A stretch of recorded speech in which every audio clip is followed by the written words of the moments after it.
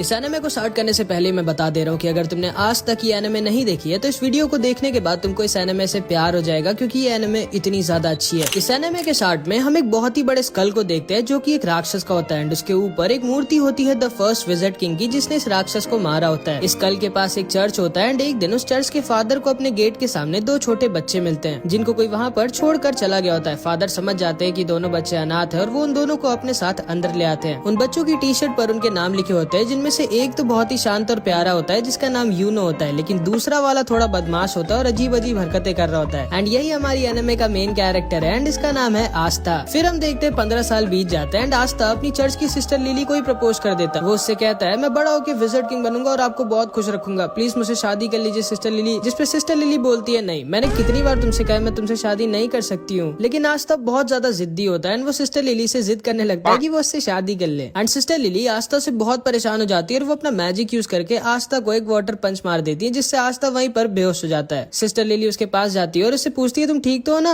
And तभी वहाँ पे चर्च के कुछ और बच्चे आ जाते हैं और वो सिस्टर लिली से कहते हैं बिल्कुल सही किया आपने, जब भी आपको परेशान करे इसको एक दो वाटर पंच मार दिया करिए। लेकिन तभी आस्था दोबारा से होश में आ जाता है एंड फिर से सिस्टर लिली के पीछे पड़ जाता है। बट इस बार वहाँ पर यूनो आ जाता है एंड वो आस्था को अपने मैजिक से वहीं पर गिरा देता है। आस्था गुस्से में उठता है और उसके पास भाग के जाके कहता है आखिर तुम हर बार मेरे और सिस्टर लिली के बीच में अपनी टांग क्यों घुसाते हो। जिसपे यूनो आस्था से कहता है देखो, पहले तो तुम बहुत ज्यादा शोर मचाते हो, दूसरा तुम्हारी हाइट बहुत कम है, तीसरा तुम दिमाग से कम हो, और सिस्टर लिली इस चर्च की नन है और नन लोग शादी नहीं कर सकती, तुम्हारे दिमाग में इतना भी नहीं घुसता क्या। जिसपे आस्था बहुत गुस्सा हो जाता है और यूनो से कहता है आजा 1v1, फ्री फायर में नहीं असली फाइट में मतलब। जिसपे आस्था से कहता है नहीं, मुझे टाइम वेस्ट नहीं करना है तुम्हारे साथ 1v1 करके। आस्था बोलता है कि वो डर गए क्या। जिसपे बच्चा जिसका नाम मैक्स होता है ये बोलता है तुम सोच भी कैसे सकते हो कि तुम यूनो को जिंदगी में भी हरा सकते हो। आस्था मैक्स से बोलता है तुम्हारी प्रॉब्लम क्या है बच्चे, मुझसे मैं तुमसे इतना बड़ा हूँ फिर भी तुम मेरी रिस्पेक्ट क्यों नहीं करते कभी। जिसपे मैक्स बोलता है बिल्कुल भी नहीं, मैं किसी ऐसे की रिस्पेक्ट कर ही नहीं सकता जो 15 साल का होने के बाद भी मैजिक नहीं यूज कर सकता। असल में आस्था के पास बिल्कुल भी मैजिक नहीं होता, मतलब आस्था एक ऐसे वर्ल्ड में होता है जहाँ पे मैजिक से ही सब कुछ होता है बिना मैजिक के। मैक्स आस्था से कहता है तुम सोच भी कैसे सकते हो कि तुम बिना मैजिक के यूनो जैसे पावरफुल मैजिशियन को हरा सकते हो। आस्था कहता है अच्छा यूनो अगर इतना ही स्ट्रॉन्ग है तो वो ये कर सकता है क्या। एंड वो बहुत ही तेज स्पीड में क्रंचेस मारने लगता है। असल में आस्था मैजिक तो यूज कर नहीं सकता, इसलिए वो एक्सरसाइज करके अपने आप को फिजिकली बहुत स्ट्रॉन्ग बना लेता है। मैक्स आस्था से कहता है कि तुम क्रंचेस मारकर विजिट किंग नहीं बन सकते, क्योंकि विजिट किंग स्ट्रॉन्गेस्ट मैजिशियन होता है, स्ट्रॉन्गेस्ट बॉडी बिल्डर नहीं। एंड तभी यूनो अपने मैजिक से सिस्टर लिली के कपड़े सुखाने लगता है, जिसको देखने सारे बच्चे भाग के चले जाते हैं। एंड यूनो का भी सपना आस्था की तरह विजिट किंग बनने का होता है। सिस्टर लिली भी यूनो को थैंक यू कहती है उसकी हेल्प करने के लिए, जिसपे आस्था को बहुत जलन होती है एंड वो जल्दी से भाग के लकड़ियां काटने आ जाता है ताकि सिस्टर लिली उसको भी थैंक यू बोले। लेकिन इससे पहले कि वो लकड़ियां काटता है यूनो अपने मैजिक से लकड़ियां भी काट देता है। असल में इसको आस्था के सामने शो ऑफ करना थोड़ा पसंद होता है। मैक्स कहता है मुझे यकीन है अगला विजिट किंग यूनो ही बनेगा, तुम नहीं आस्था। एंड तभी वहाँ पर फादर भी आ जाते हैं एंड वहाँ आकर यूनो की तारीफ करने लगते हैं कि यूनो जरूर इस चर्च का नाम एक दिन रोशन करेगा। आस्था दुखी हो जाता है और कोने में अकेला जाकर बैठ जाता है। तभी उसके पास सिस्टर लिली आती है और उससे कहती है दुखी मत हो आस्था, थोड़े दिनों में तुम्हारी ग्रिमवॉर तुम्हें मिल जाएगी, फिर तुम भी मैजिक यूज कर पाओगे। जिसको सुनकर आस्था खुश हो जाता है और फिर से खड़ा हो जाता है और कहता है आप देखना सिस्टर लिली, मुझे इस दुनिया की बेस्ट ग्रिमवॉर मिलेगी एंड फिर मैं बहुत मेहनत करके सबसे ज्यादा स्ट्रॉन्ग बनूंगा एंड फिर एक दिन मैं विजिट किंग बनूंगा। ग्रिमवॉर असल में एक मैजिकल बुक होती है जिसमें 3 लीफ बनी होती है जो सबको 15 साल की एज पे मिलती है एंड उसको पाने के बाद लोगों का मैजिक बहुत ज्यादा बढ़ जाता है और वो मैजिकल अटैक्स भी यूज कर सकते हैं। आस्था यूनो से कहता है कि जब मुझे मेरी ग्रिमवॉर मिलेगी तब हम दोनों बचपन की तरह साथ में प्रैक्टिस करेंगे और साथ में बहुत स्ट्रॉन्ग बनेंगे। लेकिन यूनो उसे इग्नोर कर वहाँ से चला जाता है, मानो वो आस्था को अपने टक्कर का मानता ही नहीं है। जिसपे आस्था भी बहुत दुखी हो जाता है एंड वो भी वहाँ से चला जाता है। सिस्टर लिली यूनो के पास आती है और उससे कहती है तुम्हें आस्था के साथ ऐसा नहीं करना चाहिए था। जिसपे यूनो कहता है आस्था मेरे रहते कभी भी विजिट किंग नहीं बन सकता। सिस्टर लिली को लगता है कि आस्था क्योंकि बहुत दुखी होकर गया है तो वो मे भी कहीं पर चुपचाप जाके रो रहा होगा, लेकिन हमारा आस्था रोता वोता नहीं है, वो यहाँ पर ट्रेनिंग कर रहा होता है और ज्यादा स्ट्रॉन्ग होने के लिए एंड अपने विजिट किंग बनने के सपने को सच करने के लिए। थोड़े दिनों बाद आस्था यूनो और बहुत सारे बच्चे जो 15 साल के हो गए थे वो सब ग्रिमवॉर टावर जाते हैं अपनी अपनी ग्रिमवॉर लेने। आस्था बहुत ज्यादा एक्साइटेड होता है क्योंकि अब वो फाइनली मैजिक यूज कर पाएगा एंड यूनो को टक्कर दे पाएगा। वहाँ पे 2 नोबल फैमिलीज के भी बच्चे आए होते हैं जो आस्था और यूनो का मजाक उड़ा रहे होते हैं क्योंकि वो लोग गरीब होता। तभी वहाँ पर उस ग्रिमवॉर टावर का मास्टर आ जाता है एंड सारे लोगों का वेलकम करता है। आस्था बहुत ज्यादा एक्साइटेड और खुश होता है। फिर ये मास्टर एक मैजिकल स्पेल बोलता है और सारे लोगों के पास अपने आप उनकी ग्रिमवॉर उड़कर जाने लगती है। सारे लोग अपनी अपनी ग्रिमवॉर पाकर बहुत खुश होते हैं, लेकिन आस्था के पास कोई भी ग्रिमवॉर नहीं आती। आस्था बोलता है मेरी ग्रिमवॉर लेट हो गई क्या, मेरी ग्रिमवॉर कहाँ है। जिसपे सारे के सारे लोग उस पर हंसने लगते हैं एंड उसका मजाक बनाने लगते हैं। लेकिन तभी यूनो के पास उसकी ग्रिमवॉर आ जाती है जो कि होती है एक 4 लीफ ग्रिमवॉर जो कि बहुत ही ज्यादा रेयर होती है एंड यही ग्रिमवॉर फर्स्ट विज़र्ड किंग के पास भी होती है, जिसको देखकर सारे के सारे लोग शॉक्ड रह जाते हैं कि आखिर यूनो जो कि नोबल फैमिली का भी नहीं है उसको 4 लीफ ग्रिमवॉर कैसे मिल गई। यूनो उल्टा घूमता है और सबसे कहता है कि वो बनेगा अगला विज़र्ड किंग एंड सारे के सारे लोग उसकी तारीफ करने लगते हैं। लेकिन तभी आस्था खड़ा होता है और यूनो से बोलता है नहीं तुम नहीं, मैं बनूंगा अगला विज़र्ड किंग, जिसपे फिर से सारे के सारे लोग उस पर हंसने लगते हैं एंड उसका मजाक उड़ाने लगते हैं। एंड यूनो भी आस्था को वहीं पर इग्नोर करके वहाँ से चला जाता है। इसके बाद आस्था अकेले जंगल में उल्टा लटका होता है और थोड़ा सा दुखी होता है क्योंकि ना तो सिर्फ उसके पास मैजिक है बट अब तो उसको ग्रिमवॉर भी नहीं मिली। लेकिन इतना सब कुछ होने के बाद भी वो गिव अप नहीं करता और वो उठता है और कहता है क्या हुआ अगर मेरे को ग्रिमवॉर नहीं मिली तो मैं तब भी मेहनत करना नहीं छोड़ूंगा एंड एक दिन विज़र्ड किंग जरूर बनूंगा, तुम बस वेट करना यूनो, मैं ही तुम्हारा राइवल हूँ एंड मैं ये तुम्हें प्रूफ करके रहूंगा। लेकिन तभी उसे एक आवाज आती है। इधर हम देखते हैं ये दोनों जलन के मारे यूनो से लड़ने आ जाते हैं एंड उससे कहते हैं आखिर तुम्हारे जैसे गरीब को 4 लीफ ग्रिमवॉर कैसे मिल सकती है एंड हम नोबल्स को नहीं, मैं जला दूंगा तुम्हारी इस ग्रिमवॉर को। एंड वो यूनो के ऊपर एक मैजिकल अटैक यूज कर देता है, लेकिन यूनो बिना अपनी ग्रिमवॉर का यूज किए ही अपने आप को डिफेंड कर लेता है, जिसको देखकर ये दोनों शॉक्ड रह जाते हैं कि आखिर यूनो इतना स्ट्रॉन्ग कैसे है। लेकिन तभी अचानक से कुछ चेन्स आके उन दोनों को पकड़ लेती हैं एंड तभी वहाँ पर एक आदमी आता है जो बोलता है तुम लोग पागल हो क्या जो इतनी रेयर चीज को जलाना चाहते हो। यूनो पूछता है कौन हो तुम, जिसपे ये बताता है मेरा नाम है स्नेक और मुझे वो चीज चाहिए जो तुम्हारे पास है। एंड तभी वो अपने मैजिक से यूनो को भी पकड़ लेता है एंड उसकी 4 लीफ ग्रिमवॉर को भी उससे छीन लेता है। यूनो बोलता है स्नेक मैंने तुम्हारा नाम सुना है, तुम एक बहुत ही स्ट्रॉन्ग और फेमस चोर हो, लेकिन तुम्हें ये तो पता ही होगा कि ये ग्रिमवॉर को केवल उसका ओरिजिनल ओनर ही यूज कर सकता है। जिसपे स्नेक कहता है हाँ मेरे को पता है कि तुम्हारी ग्रिमवॉर को तुम्हारे बिना कोई यूज नहीं कर सकता, लेकिन ब्लैक मार्केट में इस 4 लीफ ग्रिमवॉर के मेरे को बहुत पैसे मिलेंगे एंड इसीलिए मैं तुम्हारी ग्रिमवॉर चुरा रहा हूँ और माफ करना तुम्हारा विज़र्ड किंग बनने का सपना यहीं पर खत्म होता है। एंड तभी वहाँ पर हमारा आस्था आ जाता है एंड आस्था गिर के अपनी बेइज्जती करा लेता है, लेकिन फिर भी वो खड़ा होता है और बोलता है क्या हो रहा है यहाँ और तुम्हारे पास 2-2 ग्रिमवॉर कैसे है। यूनो बोलता है उनमें से एक मेरी और यहाँ से जल्दी से भाग जाओ, ये बहुत स्ट्रॉन्ग है। तब आस्था सारा का सारा खेल समझ जाता है एंड वो स्नेक से कहता है चुपचाप यूनो की ग्रिमवॉर वापस कर दो, जिसपे स्नेक उससे कहता है तुम तो वही लूजर हो ना जिसको एक भी ग्रिमवॉर नहीं मिली। एंड ये कहकर वो उस पर हंसने लगता है। आस्था कहता है हाँ मैं वही हूँ जिसको कोई ग्रिमवॉर नहीं मिली, लेकिन मैं वो भी हूँ जो एक दिन विज़र्ड किंग बनेगा। एंड ये कह के आस्था स्नेक की तरफ भागता है। यूनो कहता है नहीं उससे मत लड़ना आस्था। स्नेक अपने मैजिक से आस्था पर अटैक करता है, लेकिन आस्था उसके अटैक को डॉज करके उसके पीछे आ जाता है एंड वो बस उसको एक पंच मारने वाला होता है, लेकिन तभी स्नेक की चेन्स उसको पकड़ लेती हैं एंड फिर स्नेक अपने मैजिक से आस्था को बहुत ज्यादा इंजर्ड कर देता है। आस्था मन में सोचता है कि ये तो बस एक चोर है, फिर ये इतना स्ट्रॉन्ग कैसे है, और अगर एक चोर इतना स्ट्रॉन्ग है तो फिर विज़र्ड किंग कितना स्ट्रॉन्ग होगा। एंड फिर स्नेक उसको पीछे की दीवार पर लड़ा देता है एंड उसके पास जाकर बोलता है अपनी आंखें खोलो बच्चे, तुम मुझे 100 जन्मों में भी नहीं हरा सकते। आस्था मन में सोचता है कि ये सही तो कह रहा है, मैं चाहे जितना भी अपनी बॉडी को ट्रेन करके स्ट्रॉन्ग बना लूं, लेकिन मैं इसका भी नहीं हरा सकता। स्नेक आस्था के ऊपर हंसता है और बोलता है अपनी चेन से मैं किसी के अंदर कितना मैजिक है ये नाप सकता हूँ, और तुम्हारे अंदर एक बूंद मैजिक भी नहीं है एंड इसीलिए तुम्हारे पास कोई ग्रिमवॉर नहीं आई, क्योंकि ग्रिमवॉर मैजिक को बढ़ाती है और तुम्हारे पास तो मैजिक है ही नहीं। तुम विज़र्ड किंग तो क्या, तुम कोई नॉर्मल सी जॉब भी नहीं कर सकते। शर्म करो अपनी जिंदगी पर, तुम एक बहुत ही बड़े लूजर हो। जिसको सुनकर आस्था अंदर से टूट जाता है और वो सोचने लगता है कि ये एकदम सही तो कह रहा है, मेरे अंदर ना तो मैजिक है और ना ही मेरे पास अब एक ग्रिमवॉर है, फिर आखिर मैं कैसे विज़र्ड किंग बन सकता हूँ जो कि पूरी दुनिया का सबसे स्ट्रॉन्गेस्ट मैजिशियन होता है। एंड जिंदगी में पहली बार आस्था गिव अप करने वाला होता है, लेकिन तभी यूनो चिल्लाकर बोलता है नहीं, मैं जानता हूँ आस्था विज़र्ड किंग नहीं बनेगा क्योंकि अगला विज़र्ड किंग तो मैं ही बनूंगा, लेकिन आस्था कोई लूजर नहीं है, वो मेरा राइवल है एंड उसके अंदर भी एक मैजिकल पावर है एंड वो है कभी भी गिव अप ना करना। एंड इसको सुनते ही आस्था के अंदर मानो दोबारा से जान आ जाती है। वो स्नेक से कहता है दूर हट मुझसे। स्नेक उससे दूर हट जाता है एंड आस्था के पास से एक अजीब सी एनर्जी आने लगती है। आस्था यूनो से कहता है चिंता मत करो यूनो, मैं इस आदमी को तुम्हारी ग्रिमवॉर नहीं ले जाने दूंगा, चाहे उसके लिए मुझे मरना ही क्यों ना पड़े। एंड तभी आस्था के पास उसकी खुद की ग्रिमवॉर उड़कर आ जाती है, जो कि कोई नॉर्मल ग्रिमवॉर नहीं बल्कि एक 5 लीफ ग्रिमवॉर होती है, जो पूरी की पूरी दुनिया में सिर्फ एक ही है, मतलब यूनो से भी ज्यादा रेयर ग्रिमवॉर। दुनिया में 3 तरह की ग्रिमवॉर्स होती है। 3 लीफ ग्रिमवॉर जिसमें मैजिकल पावर्स होती है एंड ये बहुत कॉमन होती है। 4 लीफ ग्रिमवॉर जो कि बहुत रेयर होती है एंड इसमें मैजिकल पावर्स के साथ गुड लक भी होता है। एंड लास्ट में है 5 लीफ ग्रिमवॉर जो कि पूरी दुनिया में सिर्फ एक ही है एंड इसके अंदर एक डीमन होता है। एंड आस्था को फाइनली उसकी 5 लीफ ग्रिमवॉर मिल जाती है। यूनो आस्था को देखकर स्माइल करता है और बोलता है मुझे पता था आस्था, तुम वो जो इम्पॉसिबल को भी पॉसिबल कर सकता है, जैसे तुमने बचपन में किया था। एंड फिर हम इन दोनों का बचपन देखते हैं कि कैसे यूनो स्टार्टिंग में बहुत ही रोथड़ू था और छोटी छोटी बात पर रोता रहता था एंड आस्था स्टार्टिंग से ही उसकी मदद करता रहता था और एकदम उसके बड़े भाई की तरह उसको प्रोटेक्ट करता था। फिर एक दिन बचपन में सिस्टर लिली आस्था और यूनो को पहले विज़र्ड किंग की स्टोरी सुनाती है कि कैसे एक बार पूरी दुनिया पर एक बहुत ही बड़े और ताकतवर राक्षस ने हमला कर दिया था और हर जगह तबाही मचा दी थी। हर तरफ बस दुख ही दुख फैल गया था, लेकिन तभी अचानक से एक लड़का वहाँ वहाँ आ जाता है और उन सबको बचा लेता है। एंड उसके पास एक 4 लीफ ग्रिमवॉर होती है एंड उसकी और उस राक्षस की बहुत दिनों तक लड़ाई होती है, लेकिन आखिरी में वो लड़का उस राक्षस को हरा देता है और दोबारा से दुनिया में सुख और शांति ले आता है। एंड वही बनता है फर्स्ट विज़ार्ड किंग, पूरी दुनिया का सबसे स्ट्रॉन्गेस्ट मैजिशियन। एंड इसी स्टोरी को सुनने के बाद आस्था और यूनो डिसाइड करते हैं कि वो दोनों भी बड़े होकर विज़ार्ड किंग बनेंगे। शाम को फादर आकर यूनो को एक लेटर देते हैं और उससे कहते हैं उस लेटर को विलेज के बाहर एक आदमी तक पहुँचाने के लिए। आस्था कहता है लो मैं चला जाता हूँ, लेकिन यूनो उसे मना कर देता है और कहता है नहीं, वो अकेला जाएगा। यूनो अकेला उस आदमी के पास पहुँच जाता है और उसे वो लेटर दे देता है। काफी रात हो चुकी होती है और आस्था को यूनो की चिंता होने लगती है। एंड फिर वापस लौटते वक्त यूनो को एक बड़ा सा आदमी घेर लेता है और वो उसका पेंडेंट उससे जबरदस्ती छीन लेता है। यूनो उससे कहता है प्लीज मुझे वो वापस कर दो, वो मेरे पेरेंट्स की आखिरी निशानी है। जिसपे हंसता और बोलता है चुपचाप यहाँ से भाग जाओ बच्चे, वरना मुझे तुम्हें जान से मारना पड़ेगा। जिसको सुनकर यूनो डर जाता है और रोने लगता है और सोचता है कि अब वो कुछ नहीं कर सकता। लेकिन तभी वहाँ पर आस्था आ जाता है एंड उस आदमी को पकड़ लेता है। यह आदमी आस्था को मारकर दूर फेंक देता है, लेकिन आस्था फिर से जाकर उसको पकड़ लेता है और जोर जोर से चिल्ला रहा होता है। यूनो बस आस्था को देख रहा होता है और सोच रहा होता है कि आखिर जब आस्था जानता है कि वो इस आदमी को नहीं हरा सकता, फिर वो लड़ क्यों रहा है इससे। आस्था को ये आदमी बहुत ज्यादा इंजर्ड कर देता है, लेकिन फिर भी आस्था गिव अप नहीं करता और उसको पकड़े रहता है और जोर जोर से चिल्ला रहा होता है कि यूनो का पेंडेंट वापस कर। ये आदमी समझ जाता है कि ये बच्चा कोई नॉर्मल बच्चा नहीं है एंड वो उस पेंडेंट को वहीं पर छोड़कर चला जाता है एंड आस्था वहीं पर गिर जाता है। यूनो उसके पास आकर रोते हुए बोलता है मुझे माफ करना, मेरी वजह से तुम्हें इतनी मार पड़ी। जिसपे आस्था उससे कहता है तुम चिंता मत करो, मैं हमेशा तुम्हारे साथ रहूंगा और तुम्हें प्रोटेक्ट करूंगा एंड एक दिन मैं बनूंगा विज़ार्ड किंग और तुम्हें और चर्च के सारे लोगों को खुश और सेफ रखूंगा। और इधर हम देखते हैं आस्था की ग्रिमवॉर से एक अजीब सी तलवार निकलती है और स्नेक बोलता है अचानक से तुम्हारे पास एक ग्रिमवॉर कहाँ से आ गई, ये क्या हो रहा है। एंड वो आस्था के ऊपर दोबारा से अटैक कर देता है, लेकिन आस्था अपनी स्वॉर्ड यूज करता है एंड स्नेक की मैजिकल चेंज गायब हो जाती है। स्नेक बोलता है कि ये कैसे किया तुमने, आखिर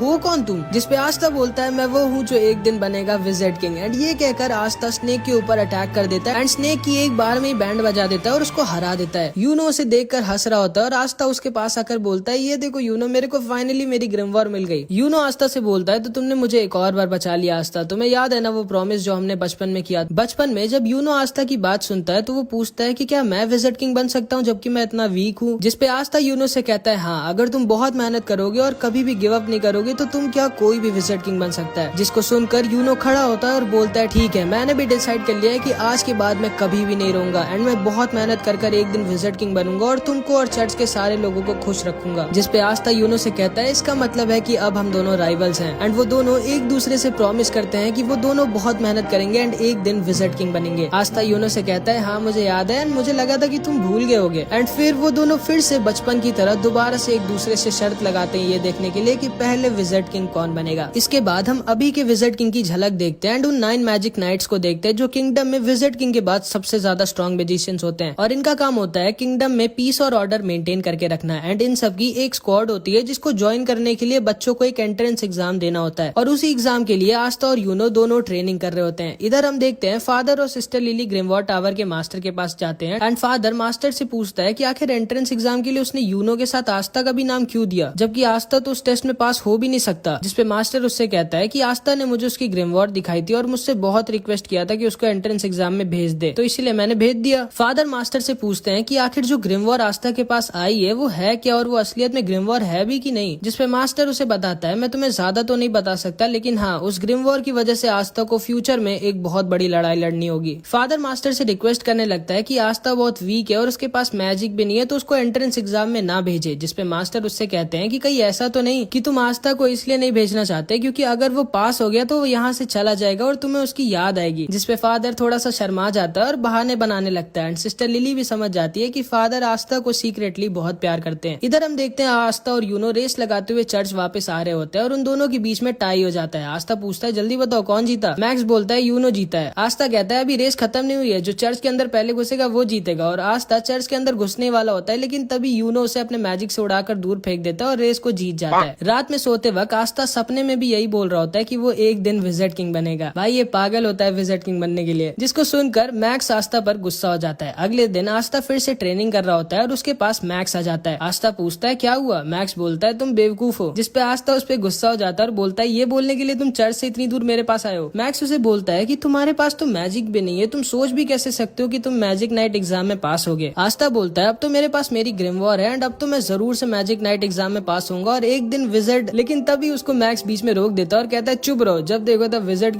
किंग तुम क्यों नहीं समझते कि हमारे जैसे गरीब और वीक लोगों के सपने पूरे नहीं होते, जिसपे आस्था उसके पास आता है और उससे चिल्लाकर बोलता है जरूर होते हैं। अगर तुम सपनों को पूरी दिल से चाहो और उसके लिए पूरी जान लगाकर मेहनत करो तो तुम्हारा जो भी सपना हो वो जरूर पूरा होगा। एंड जिंदगी में पहली बार मैक्स को समझ में आता है कि आस्था इतना बड़ा भी लूजर नहीं है। रात में फादर बहुत अच्छा खाना बनवाते हैं क्योंकि कल आस्था और यूनो एंट्रेंस एग्जाम के लिए जाने वाले होते हैं। आस्था बहुत खुश होता है और फादर आस्था को अपने पास बुलाकर उससे कहते हैं, देखो आस्था, अगर तुम फेल हो जाओ तब भी ज्यादा दुखी मत होना, चुपचाप घर वापस आ जाना, हम लोग हमेशा तुम्हारे साथ हैं। एंड आस्था कहता है, यही चीज आप यूनो को भी कहोगे ना कि सिर्फ मुझसे ही कह रहे हो? जिसपे फादर उससे कुछ भी नहीं कहते क्योंकि उन्हें पता होता है यूनो तो आसानी से पास हो जाएगा, बस आस्था की थोड़ी दिक्कत है। आस्था फादर से कहता है, आप चिंता मत करो, मैं जरूर से इस मैजिक नाइट एग्जाम को पास करूंगा और उसके बाद मैं बनूंगा विज़र्ड किंग और वापस आकर सिस्टर लिली से शादी करूंगा। लेकिन तभी सिस्टर लिली उसको अपने वाटर पंच से चुप करा देती है। अगले दिन आस्था और यूनो अपनी जर्नी पर निकलने वाले होते हैं। सारे लोग उनको बेस्ट ऑफ लक और बाय बाय बोलते हैं। मैक्स बोलता है आस्था को बाय कहने की जरूरत नहीं है, वो जल्दी वापस आ जाएगा। लेकिन हाँ, अगर तुम किसी तरह पास हो गए आस्था तो मैं मान जाऊंगा कि हम जैसे लोग भी ड्रीम्स देख सकते हैं एंड फिर मैं भी मैजिक नाइट बनने के लिए मेहनत करूंगा। जिसपे आस्था उससे कहता है, फिर तैयार हो जाओ मेहनत करने के लिए। एंड फिर आस्था और यूनो निकल जाते हैं अपने मंजिल की तरफ। सिस्टर लिली भी आस्था के जाने पर थोड़ी दुखी होती है एंड आस्था और यूनो बहुत ही लंबे सफर के बाद फाइनली पहुंच जाते हैं अपने मैजिक नाइट एंट्रेंस एग्जाम की जगह पर। ये दोनों कीका टाउन में घूम रहे होते हैं जहाँ पर इनका एंट्रेंस एग्जाम होगा। आस्था जिधर भी देख रहा होता है उसे मैजिक ही दिख रहा होता है एंड वो अपने बगल में एक बहुत ही बड़ा सा कैसल देखता है जो कि विज़र्ड किंग का होता है एंड यहीं पे विज़र्ड किंग रहता है। आस्था यूनो से बोलता है, देखना यूनो, एक दिन ये कैसल मेरा होगा, सोचना भी मत ये मेरा होगा। ये तो वक्त ही बताएगा कि हम दोनों में से कौन विज़र्ड किंग बनेगा। इसके बाद हम देखते हैं आस्था, यूनो और बहुत सारे लोग एंट्रेंस एग्जाम देने आए होते हैं एंड आस्था सबसे पागलों की तरह कह रहा होता है, हेलो दोस्तों, मैं एक दिन विज़र्ड किंग बनूंगा। एंड ताकि यूनो की बेइज्जती ना हो इसलिए वो ऐसे एक्टिंग कर रहा होता है जैसे वो आस्था को जानता ही नहीं है। आस्था यूनो दोनों एंट्रेंस गेट पर पहुंच जाते हैं एंड यूनो जब अपनी 4 लीफ ग्रिमवॉर्ड दिखाता है तो सारे के सारे लोग शॉक्ड रह जाते हैं कि आखिर कौन है ये लड़का जिसके पास 4 लीफ ग्रिमवॉर्ड है। एंड गार्ड उसे गेट के अंदर जाने देता है। लेकिन जब आस्था अपनी ग्रिमवॉर्ड दिखाता है तो गार्ड को यकीन ही नहीं होता कि ये कोई ग्रिमवॉर्ड है भी कि नहीं, क्योंकि आस्था की 5 लीफ ग्रिमवॉर्ड इतनी ज्यादा रेयर होती है कि उसके बारे में कोई जानता ही नहीं है। लेकिन आस्था की बहुत ज्यादा रिक्वेस्ट करने के बाद गार्ड आस्था को भी अंदर जाने देता है। आस्था के पीछे एक लड़का खड़ा होता है जो बोलता है, ये लड़का काफी फनी लग रहा है मुझे। सारे के सारे बच्चे एंट्रेंस लॉबी में खड़े होते हैं एंड यहाँ पर जिसके पास जितनी कम मैजिकल पावर होती है उसके पास उतनी ज्यादा मैजिक बर्ड्स आती हैं एंड यूनो के पास एक भी मैजिक बर्ड नहीं आती। एंड सारे लोग सोच रहे होते हैं कि आखिर कौन है ये इतना स्ट्रॉन्ग मैजिशियन जिसके पास एक 4 लीफ ग्रिमवॉर्ड भी है, इतनी स्ट्रॉन्ग मैजिकल पावर है कि एक भी चिड़िया इसके पास नहीं आ रही। एंड आते यूनो के पीछे 2-3 लड़कियां पड़ जाती है और हमारे बेचारे आस्था के पीछे ढेर सारी मैजिक बर्ड्स। एंड सारे लोग आस्था के ऊपर हंस रहे होते हैं कि लोग कौन है ये लड़का जिसके पीछे आधे से ज्यादा चिड़िया पड़ गई है। आस्था भागते भागते अचानक से एक आदमी से लड़ जाता है एंड ये आदमी बहुत ही ज्यादा बड़ा और ताकतवर दिख रहा होता है। आस्था को लगता है कि ये भी कोई बच्चा है शायद जो एंट्रेंस एग्जाम देने आया है एंड वो इससे पूछता है, तुम्हें लगी तो नहीं ना दोस्त? एंड ये आदमी आस्था का सिर पकड़कर उसको उठा लेता है और अपने हाथों से उसका सर पीसने वाला होता है और उससे कहता है, तुम जानते नहीं हो क्या मैं कौन हूँ? एंड ये आदमी कोई और नहीं बल्कि एक magic night squad black bulls का कैप्टन यामी होता है, जो कि सारे के सारे मैजिक नाइट स्क्वाड्स की सबसे बेकार स्क्वाड होती है। एंड आस्था बेचारा आते ही एक मैजिक नाइट स्क्वाड के कैप्टन से ही पंगा ले लेता है। यामी आस्था का सर पीसने वाला होता है लेकिन तभी यामी के स्क्वाड के 2 मेंबर्स वहाँ पर आ जाते हैं, फिनरल और गॉर्डन। फिनरल बहुत ही बड़ा ठरकी होता है और गॉर्डन बहुत ज्यादा शांत और अच्छा होता है। फिनरल यामी से कहता है, आप यहाँ क्या कर रहे हो, जल्दी चलिए इवेंट स्टार्ट होने वाला है। जिसपे यामी बोलता है, अरे कुछ नहीं, मैं बस ऊपर जाने का रास्ता भूल गया था। एंड तभी एंट्रेंस एग्जाम स्टार्ट हो जाता है एंड यामी आस्था को छोड़कर वहाँ से चला जाता है। आस्था खड़ा होता है तभी उसके पास ये लड़का दोबारा से आता है जिसका नाम सेक्के होता है एंड वो आके आस्था से दोस्ती कर लेता है। एंड तभी वहाँ पर सारे के सारे 9 मैजिक नाइट स्क्वाड्स के कैप्टन आ जाते हैं एंड ये सारे के सारे बहुत ज्यादा स्ट्रॉन्ग होते हैं। एंड कहा जाता है कि पूरी दुनिया में इन सबसे स्ट्रॉन्ग सिर्फ एक आदमी है जो कि खुद विज़र्ड किंग है। इस कैप्टन का नाम विलियम होता है और ये गोल्डन डॉन का कैप्टन होता है एंड इसकी स्क्वाड वर्ल्ड की नंबर 1 स्क्वाड होती है एंड सभी का सपना इसकी स्क्वाड ज्वाइन करने का होता है। और वहीं पर यामी की स्क्वाड ब्लैक बुल सबसे खराब होती है और उसमें कोई भी नहीं जाना चाहता। आस्था सेक्के से पूछता है, विज़र्ड किंग कहाँ है? जिसपे सेक्के आस्था से बोलता है, विज़र्ड किंग थोड़ी ना इन सब छोटे मोटे इवेंट्स में आएंगे, वो हमारे किंगडम के किंग है, उनके पास और भी ज्यादा इंपॉर्टेंट काम होते हैं। विलियम सबसे कहता है, टाइम आ चुका है तुम सबके एग्जाम को स्टार्ट करने का। एंड वो अपना मैजिक यूज करता है एंड आसमान से एक बहुत ही बड़ा पेड़ नीचे आ जाता है एंड सारे के सारे कैंडिडेट्स को एक एक मैजिकल ब्रूम दे देता है, मतलब एक जादुई झाड़ू। ये तुम लोगों का पहला टेस्ट होगा और तुम सबको अपनी मैजिक पावर से उड़ना होगा। सारे के सारे बच्चे अपनी मैजिक पावर से उड़ने की कोशिश करते हैं और सारे कैप्टन सबको ऑब्जर्व कर रहे होते हैं। यूनो सबसे ऊपर उड़ रहा होता है और सारे के सारे कैप्टन्स को इम्प्रेस कर देता है। वहीं पर हमेशा की तरह आस्था बेचारा उड़ना तो छोड़ो, कूद भी नहीं पा रहा होता है इस झाड़ू को पकड़ के। तभी इन सारे कैप्टन्स में से एक कैप्टन नीचे जाकर एक लड़की को डांटता है जो इसकी बहन होती है एंड ये इससे कहता है, तुम ये एग्जाम देने क्यों आई हो? सिल्वर फैमिली की बेइज्जती बेइज्जती मत करो, तुम ये एग्जाम पास नहीं कर पाओगी, चुपचाप घर लौट जाओ। एंड फिर वो वहाँ से चला जाता है एंड इस लड़की का नाम नोएल होता है। सेक्के आस्था से बोलता है ट्राई करते रहो आस्था, तुम ये कर सकते हो। लेकिन हम सब ये जानते हैं कि आस्था ये नहीं कर सकता क्योंकि उसके पास मैजिक है ही नहीं। एंड इस वाले और इसके बाद की हर टेस्ट में आस्था बहुत ज्यादा खराब करता है। इसके बाद विलियम सबसे कहता है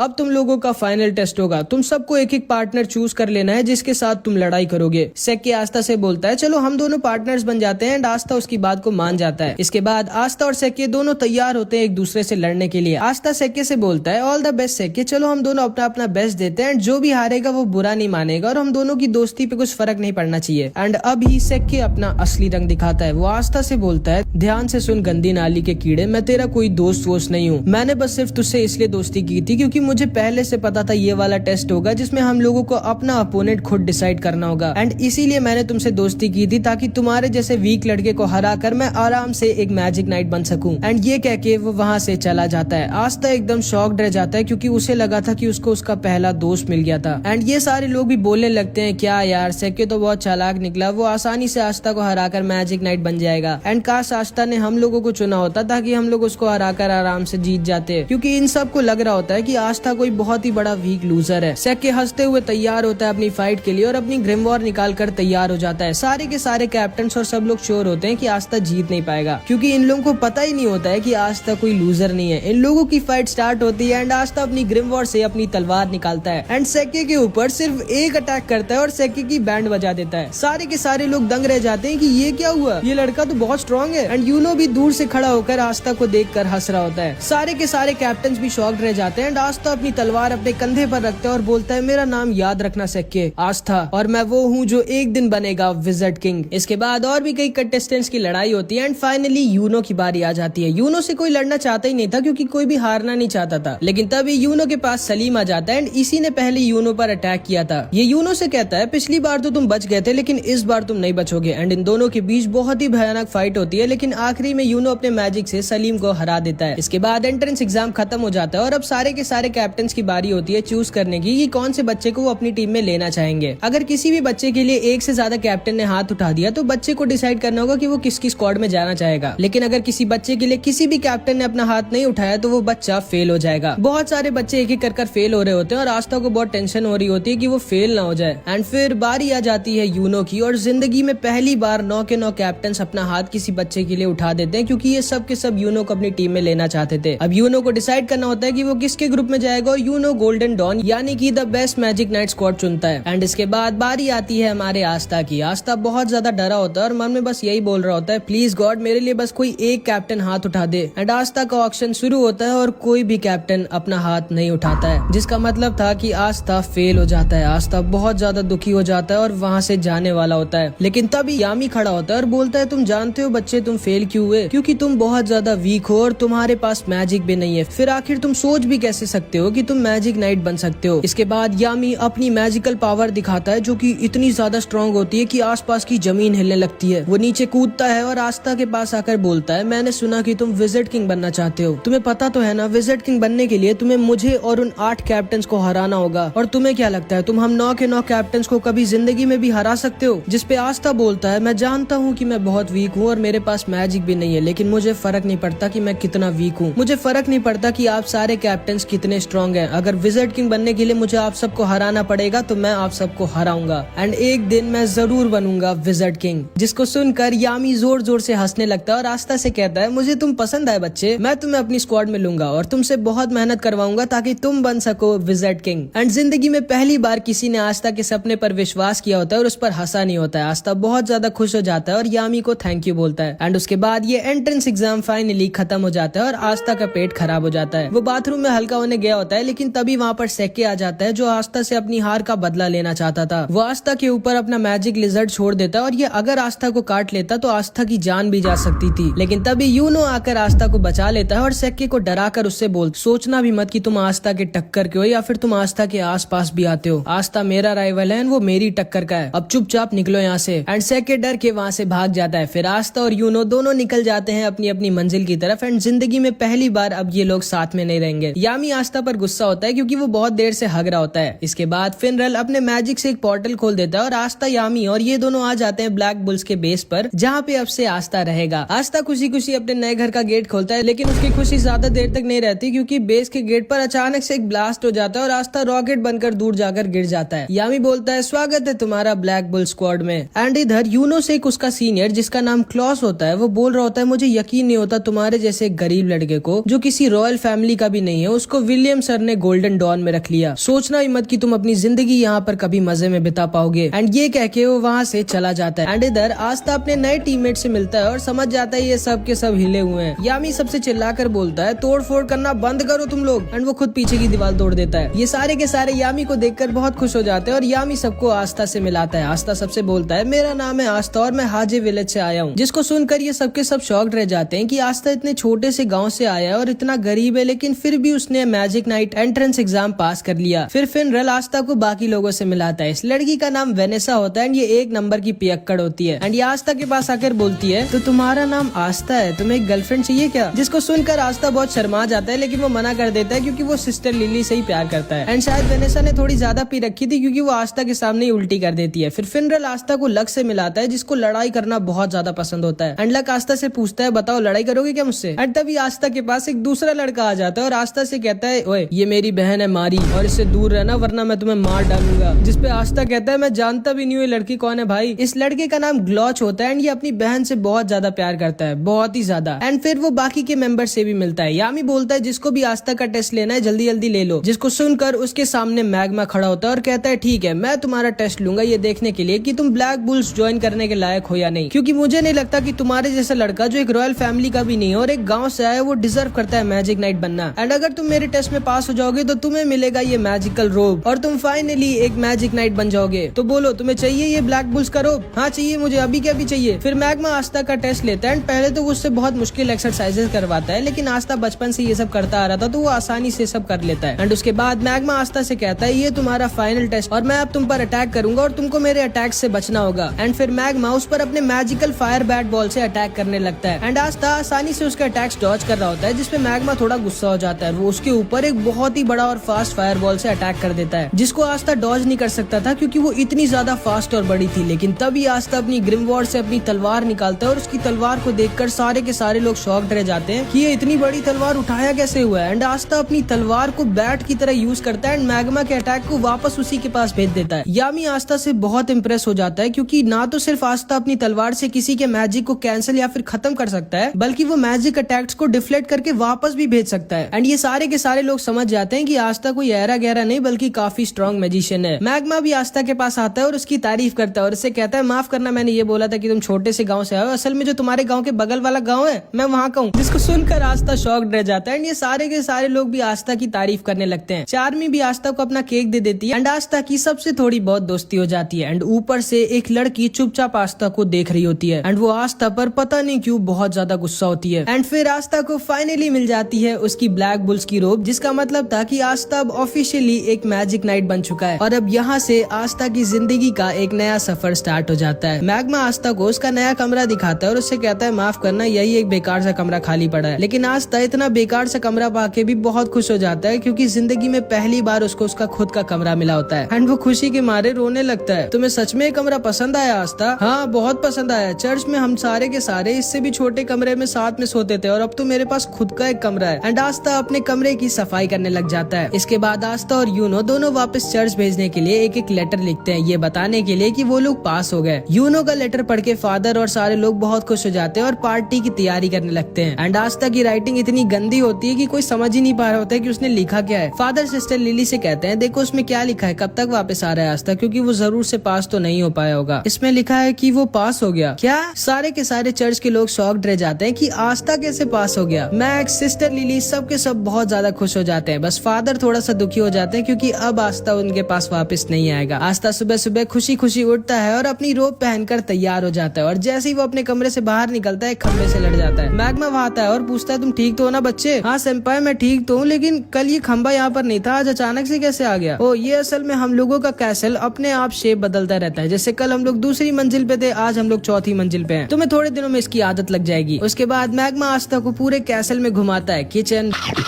बाथरूम, लड़कियों का बेडरूम जहाँ पे वो लोग नहीं जा सकते थे, और यामी के पेट्स के पास जो कि बेसमेंट में लॉक होते हैं। मैग्मा बोलता है ठीक है आस्था, आज तक इन सब की देखभाल मैं करता था और मुझे बहुत दुख के साथ कहना पड़ रहा है कि आज से तुम इन लोगों की देखभाल करोगे और इनका अच्छे से ख्याल रखना, क्योंकि यामी सर छोड़ेंगे नहीं तुमको अगर इनको कुछ भी हुआ तो। एंड आस्था यामी के पेट्स को खाना खिलाने के लिए आगे बढ़ता है, लेकिन ये पेट्स खाने को नहीं आस्था को खाना चाहते थे। वो दोनों वहाँ से भाग जाते हैं और हॉल में रेस लगाने लगते हैं, लेकिन तभी उनके सामने वही लड़की आ जाती है जो कल आस्था को ऊपर से देख रही होती है। एंड ये लड़की कोई और नहीं बल्कि नोएल होती है। एंड यामी ने आस्था के साथ इसको भी अपनी स्क्वाड में लिया होता है। मैग्मा बोलता है आस्था, इसने भी तुम्हारी तरह कल ही ब्लैक बुल्स ज्वाइन किया है। आस्था आगे बढ़ता है और नोएल से हैंडशेक करने के लिए अपना हाथ आगे बढ़ाता है, लेकिन नोएल उससे हाथ नहीं मिलाती और बोलती है किसने तुम्हें परमिशन दी मुझसे बात करने की गरीब कीड़े, जिसको सुनकर आस्था गुस्सा हो जाता है। फिर ये लड़की बोलती है मैं हूँ नोएल सिल्वा, रॉयल फैमिली की। एंड नोएल सिल्वर फैमिली की होती है जिसका ये कैप्टन भी था, और इनकी रॉयल फैमिली पूरे किंगडम में नंबर 2 पर आती है विलियम की फैमिली के बाद। आस्था गुस्से से बोलता है कीड़ा किसको बोल रही हो तुम, यहाँ पर तुम कोई रॉयल नहीं हो, तुम भी मेरी तरह एक ब्लैक बुल्स की मेंबर हो और हम दोनों टीममेट्स हैं। नोएल आस्था पर गुस्सा हो जाती है और वो उसके ऊपर एक मैजिकल अटैक कर देती है, बट नोएल का निशाना इतना खराब होता है कि उसका अटैक जाकर मैग्मा को लग जाता है। मैग्मा उठता है और बोलता है मुझे क्यों मारा, मैं तो कुछ बोल भी नहीं रहा था। जिसपे नोएल बोलती है मुझे तुम पसंद नहीं हो इसलिए। क्या बोला तुमने, तुम्हें पता नहीं है कि मैं तुम्हारा सीनियर हूँ और तुम्हें सीनियर से कैसे बात करनी चाहिए। अगर तुमको ब्लैक बुल स्क्वाड में रहना है तो तुमको अपने सीनियर्स की इज्जत करनी होगी। जिसपे नोएल मैग्मा से कहती है मैं खुद नहीं आना चाहती थी स्क्वाड में। एंड वो ब्लैक बुल्स के रोप को उनके सामने फेंक कर वहाँ से चली जाती है। इसके बाद आस्था ऐसी अपने बेस के बगल वाले बगीचे में घूम रहा होता है, लेकिन तभी उसके ऊपर अचानक से एक वाटर अटैक आ जाता है। वो सोचता है अबे ये कहाँ से आया। वो थोड़ा सा अंदर जाता है तो देखता है नोएल प्रैक्टिस कर रही होती है, लेकिन वो चाहे जितना भी ट्रेन कर ले उसका निशाना कभी सही से लगता ही नहीं है। एंड इसीलिए उसकी रॉयल फैमिली में सब उसका मजाक उड़ाया करते थे, क्योंकि वो अपने सारे भाइयों बहनों में सबसे वीक थी। एंड जब वो पैदा हुई थी तभी उसकी मम्मी खत्म हो गई थी, इसलिए उसके भाई बहन उससे और ज्यादा नफरत करते थे। आस्था चुपकर नोएल को देख रहा होता है और तभी नोएल आस्था को देख लेती है। एंड आस्था को देखते ही नोएल को लगता है कि अब आस्था भी सबकी तरह उसका मजाक उड़ाएगा। एंड वो आस्था के ऊपर अपना अटैक करने लगती है, लेकिन वो अपने मैजिकल पावर संभाल नहीं पाती और खुद के ही मैजिकल अटैक में फंस जाती है। एंड क्योंकि नोएल रॉयल फैमिली की होती है इसलिए उसमें बहुत ज्यादा मैजिकल पावर होती है एंड वो खुद के एक बहुत ही ज्यादा स्ट्रॉन्ग मैजिकल अटैक में फंस गई होती है। ये लोग भी बाहर आकर देखने लगते हैं कि नोएल खुद ही अपने मैजिक में फंस गई है। फिनरल बोलता है हमें जल्दी से कुछ करना होगा वरना नोएल खत्म हो जाएगी। जिसपे यामी बोलता है हम लोग इस पे कुछ नहीं कर सकते, क्योंकि अगर उस चीज पर हमने अपना मैजिक यूज किया तो हम लोग नोएल को भी हर्ट कर देंगे एंड अभी केवल वही कुछ कर सकता है। फिनरल पूछता है कौन, एंड तभी नोएल के अटैक से आस्था सीधे उड़ के यामी के हाथों में आकर गिर जाता है। यामी बोलता है बिल्कुल सही टाइम पे आया तुम, मैं तुम्हें ही ढूंढ रहा था। अब वहाँ ऊपर जाओ और अपनी तलवार से नोएल के मैजिक को खत्म कर दो। आस्था कहता है हाँ वो तो ठीक है, लेकिन मैं वहाँ ऊपर जाऊंगा कैसे, तुम उसकी चिंता मत करो बच्चे। एंड यामी आस्था को उड़ाकर नोएल के पास फेंक देता है एंड आस्था अपनी एंटी मैजिक से नोएल के मैजिक को खत्म कर देता है और नोएल को बचा लेता है। ये दोनों नीचे गिर रहे होते हैं, तभी फिनरल अपने मैजिक से इन दोनों को बचा लेता है। यामी जोर जोर से हंसने लगता है और आस्था से कहता है मुझे तुम बहुत पसंद हो लड़के। एंड तभी नोएल भी होश में आ जाती है। उसे लगता है कि आस्था उसके पास आकर अब सबकी तरह उसका मजाक उड़ाएगा कि वो सही से मैजिक यूज नहीं कर सकती, लेकिन आस्था उसके पास आकर उसकी तारीफ करने लगता है। वो उससे कहता है मुझे यकीन नहीं होता तुम्हारे पास कितना ज्यादा मैजिक पावर है। अगर तुम अपनी मैजिक पावर कंट्रोल करना सीख गई तो तुम बहुत ही ज्यादा स्ट्रॉन्ग हो जाओगी। एंड ये सारे के सारे लोग भी नोएल की तारीफ करने लगते हैं और उससे बोलते हैं चिंता मत करो, हम सब तुम्हारी मदद करेंगे ताकि तुम अपनी पावर्स को कंट्रोल करना सीख सको। नोएल भी बहुत खुश हो जाती है क्योंकि वो समझ जाती है कि उसको उसकी असली फैमिली से भी अच्छी फैमिली मिल गई है। आस्था फिर से नोएल की तरफ अपना हाथ बढ़ाता है और इस बार नोएल आस्था का हाथ पकड़कर खड़ी हो जाती है एंड नोएल को आस्था थोड़ा सा अच्छा लगता है, मतलब समझ रहे हो। एंड वहीं पर दूसरी तरफ यूनो का सीनियर क्लॉस यूनो को बहुत ज्यादा परेशान कर रहा होता है और उसके साथ बिल्कुल भी अच्छे से पेश नहीं आ रहा होता। एंड पता नहीं क्यों ये यूनो से इतनी ज्यादा नफरत करता है, लेकिन शायद इसको पता नहीं है कि इसके साथ आगे क्या होने वाला है। तो आज आस्था का ब्लैक बुल्स में दूसरा दिन होता है एंड सुबह सुबह उठते ही सबसे पहले तो आस्था अपने पूरे के पूरे बेस की सफाई करता है। उसके बाद वो काम वालियों की तरह सबके कपड़े धोता है, लड़कियों के भी।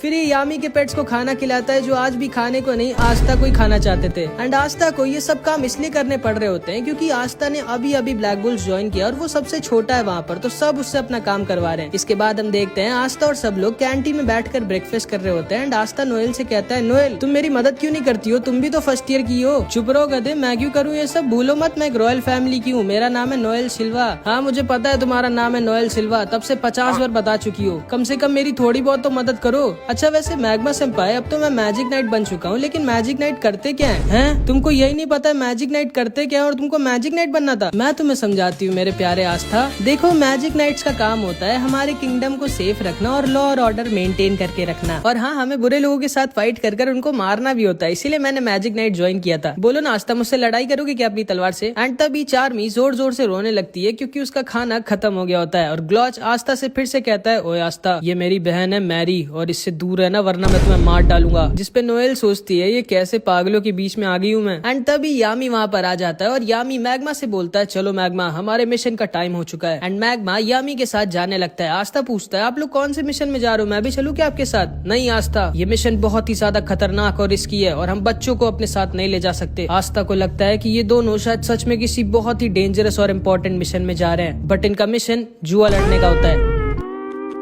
ये लोग जुआ लड़ने गए होते हैं पैसे जीतने के लिए, एंड ये दोनों के दोनों नंगे बैठे होते हैं क्योंकि ये दोनों अपने कपड़े तक हार गए होते हैं जुए में। एक और राउंड लगाओ जिराया। ठीक है, लेकिन इस बार आप क्या दाव पे लगाएंगे कैप्टन यामी? अपनी चड्डी? नहीं, वो मैं नहीं दे सकता, वो मेरे लिए बहुत जरूरी है। इस बार मैं दाव पर लगाऊंगा अपनी ग्रिम वॉर। अरे नहीं यामी सर, ये आप क्या कर रहे हो? आपकी चड्डी आपकी ग्रिम वॉर जितनी जरूरी थोड़ी है। चुप रहो मैग्मा, मैं हार नहीं मान सकता। एक ट्रू वॉरियर कभी भी गिव अप नहीं करता, याद रखना। और देखना इस बार मैं जरूर जीतूंगा। नहीं नहीं, मैं आपकी ग्रिम वॉर नहीं रख सकता। चलिए ठीक है, इस बार अगर आप हारे तो आपको मेरा एक काम करना होगा और आपकी चड्डी भी मेरी होगी। लेकिन हाँ, अगर आप जीते तो मैं आपको आपका सारा का सारा सामान वापस कर दूंगा। ठीक है, मुझे तुम्हारी शर्त मंजूर है। ये तुमने बहुत ही बड़ी गलती कर दी जिराया। बांटो पत्ते। यामी सर की बात सुनी तुमने? अभी के अभी पत्ते बांटो, और इस बार आप नहीं जीतेंगे जिराया सर। एंड ये दोनों के दोनों अपनी चड्डी तक हार जाते हैं।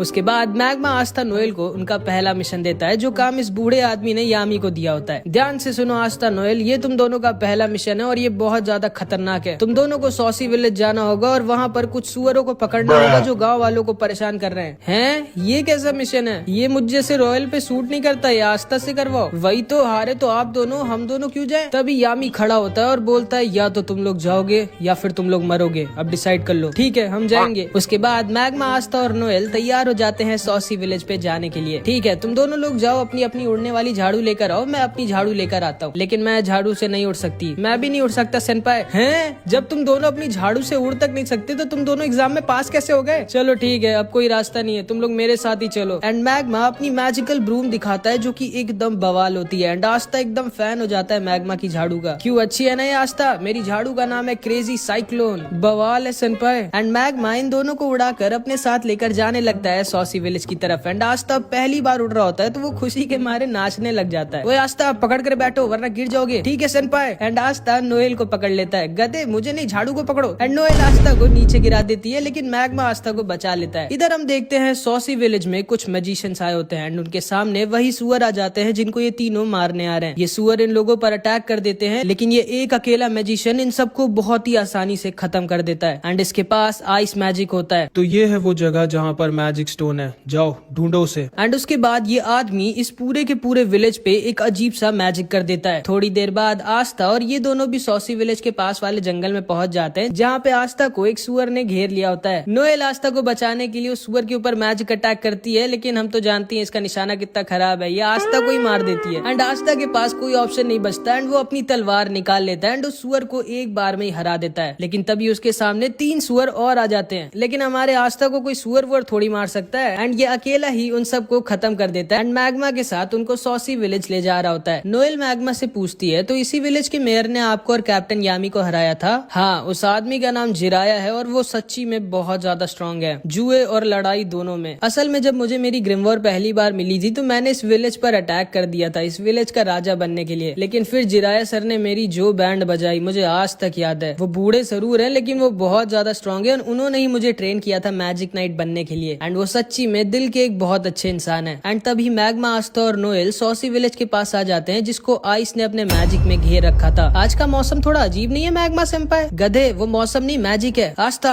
जल्दी कुछ करो। भला मैं क्या कर सकता हूँ इसमें? यार तुम कितने कम दिमाग के हो, अपनी तलवार से उस मैजिक को हटाओ। अच्छा हाँ ओके। एंड आस्था अपनी तलवार से आइस के मिस्ट मैजिक को हटा देता है। ये तीनों देखते हैं पूरे विलेज के लोगों को आइस और उसके साथियों ने बंदी बना कर रखा है एंड आइस अपने मैजिक से इन सबको खत्म करने वाला होता है, लेकिन तभी मैग्मा अपने मैजिक से इन सबको बचा लेता है। ये सारे गाँव के लोग मैग्मा को देखकर बहुत खुश हो जाते हैं और मैग्मा उन सबके पास आता है तो देखता है जिराया खत्म हो चुका था एंड उसने अपनी आखिरी सांस तक विलेजर्स को प्रोटेक्ट। अरे तुम लोग अंदर कैसे आ गए? चलो अच्छी बात है, मैं वैसे भी यहाँ पर बहुत बोर हो रहा था। एंड आइस मैग्मा के ऊपर भी एक बहुत ही बड़ा और स्ट्रॉन्ग मैजिकल अटैक कर देता है जिसे मैग्मा डॉज नहीं कर सकता था, लेकिन तभी आस्था अपनी एंटी मैजिक स्वॉर्ड से आइस के अटैक को बीच से काट देता है। आइस शॉक्ड रह जाता है कि ये कैसी मैजिक पावर है, ये तो मैं पहली बार देख रहा हूँ। एंड आस्था आइस से बोलता है तू तो गया, एंड वो आइस की तरफ अपनी तलवार लेकर भागता है। ये लोग भी आस्था के ऊपर अटैक करते हैं, लेकिन आस्था की तलवार के रहते उनके अटैक्स आस्था को छू भी नहीं सकते थे। आइस आस्था से बोलता है बहुत खूब बच्चे, मुझे नहीं पता था ब्लैक बुल जैसी बेकार स्क्वाड में तुम्हारे जैसी अनोखी मैजिकल पावर वाला कोई लड़का है। आखिर तुम इन सब जानवरों को क्यों बचाना चाहते हो? क्या बोला तुमने? जानवर कहाँ हैं? ये सारे के सारे जो यहाँ पर बैठे हुए हैं, जिनके पास इतनी मैजिकल पावर भी नहीं कि अपने आप को प्रोटेक्ट कर सकें और जो दूसरों से उनकी खुद की जिंदगी बचाने की भीख मांगते हैं, ये सब के सब जानवर ही तो हैं। आओ हमारी टीम ज्वाइन कर लो, उसके बदले में मैं तुम्हें इतना अमीर कर दूंगा कि तुम सोच भी नहीं सकते और तुम अपनी पूरी जिंदगी मजे में बिताओगे। आखिर क्यों अपनी जिंदगी को इन जानवरों के लिए खोना चाहते हो तुम? जिसको सुनकर आस्था को अपने बचपन की याद आ जाती है जब वो सिस्टर लिली से पूछता है, सिस्टर लिली हम लोग इतने छोटे से गांव में क्यों रहते हैं, हम लोग किसी शहर में क्यों नहीं चले जाते या फिर जहाँ पर विजिट किंग रहते हैं? देखो आस्था, केवल वो लोग वहाँ पर रह सकते हैं जिनके पास बहुत स्ट्रॉन्ग मैजिकल पावर हो या फिर जो बहुत स्ट्रॉन्ग हो। देखिएगा सिस्टर लिली, जब मैं विजिट किंग बनूंगा तो हम सब लोग विजिट किंग के पैलेस में साथ में रहेंगे, ठीक है? मुझे इंतजार रहेगा। एंड फिर आस्था आइस से बोलता है, ये लोग जिनको तुम जानवर कह रहे हो ये जानवर नहीं बल्कि तुम जानवर हो, क्योंकि तुम्हारे अंदर इंसानियत नहीं है जो कि एक इंसान होने की सबसे बड़ी खूबी होती है। ये लोग मेहनत कर कर अपना पेट पालते हैं और खुशी खुशी रहते हैं एंड कोई भी बुरा काम नहीं करते। ये सब असली मायनों में इंसान है। एंड आस्था दोबारा से आइस के ऊपर अटैक कर देता है।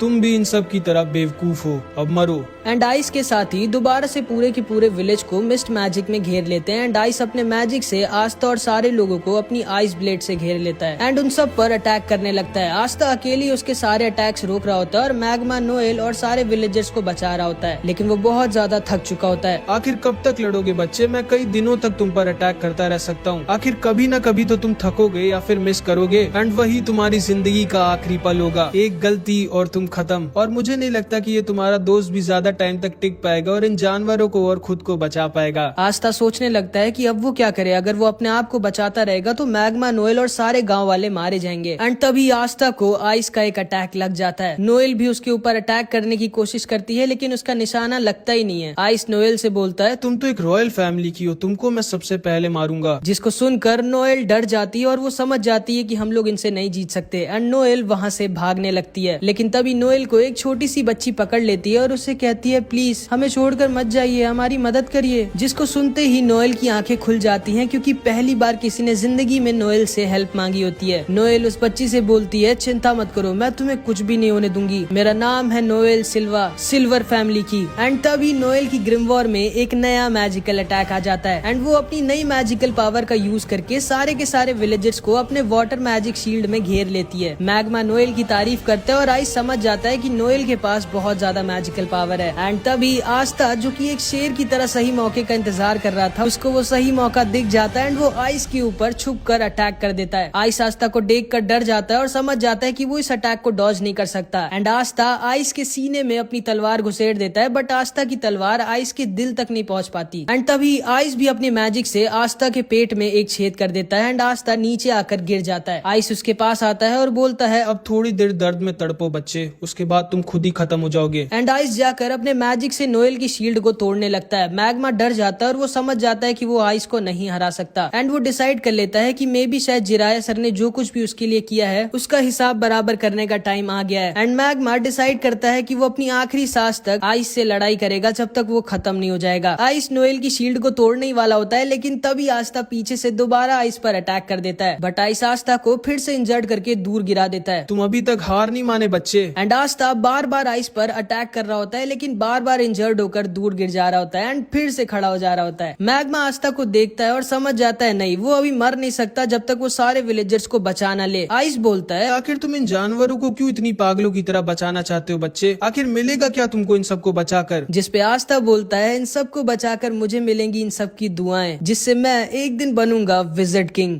तुम जिंदगी में कभी विजिट किंग नहीं बन सकते क्योंकि तुम्हारी मौत आज मेरे हाथों लिखी है। ओए, मैं तुम्हें 2 चीज की गारंटी देता हूँ, हूँ। पहली कि मैं और आस्था मिलके आज तुम्हारी बैंड बजाएंगे और दूसरी आस्था एक दिन जरूर बनेगा विज़र्ड किंग। एंड मैग्मा अपनी बची कुची सारी पावर का यूज कर इन तीनों के ऊपर एक फायर अटैक कर देता है जिसको ये लोग आसानी से डॉज कर लेते हैं। मैग्मा वहीं पर गिर जाता है और आइस मैग्मा के ऊपर अपना आइस ब्लेड यूज कर देता है जिससे मैग्मा अब नहीं बच सकता था। मैग्मा बोलता है ठीक है आस्था, मेरे जाने का टाइम आ चुका है, इन लोगों को दिखा दो कि तुम क्या हो। एंड तभी आस्था पीछे से मैग्मा के सारे अटैक्स को डिफ्लेक्ट करके वापस इन तीनों की तरफ भेज देता है। क्या ये लड़का अपनी तलवार से अटैक वापस भी भेज सकता है? एंड वो सारे के सारे अटैक जाकर इन तीनों को लग जाते हैं एंड आइस पूरी तरह से जलने लग जाता है। आइस मैग्मा की आग को बुझाने के लिए अपने आइस मैजिक का यूज करने की कोशिश करता है लेकिन तभी आस्था उसके ऊपर अपनी तलवार लेकर पहुंच जाता है। नहीं, मैं एक बच्चे से नहीं हार सकता। जिसपे आस्था बोलता है रुको, अब मैं तुम्हें दिखाता हूँ कि एक जानवर क्या होता है। एंड आस्था आइस के ऊपर अपनी स्वॉर्ड से अपनी पूरी जान लगाकर अटैक कर देता है एंड आइस को वहीं पर सुला देता है। एंड इधर मैग्मा को नोएल अपने शील्ड मैजिक से बचा लेती है। ये एहसान याद रखना मेरा मैग्मा।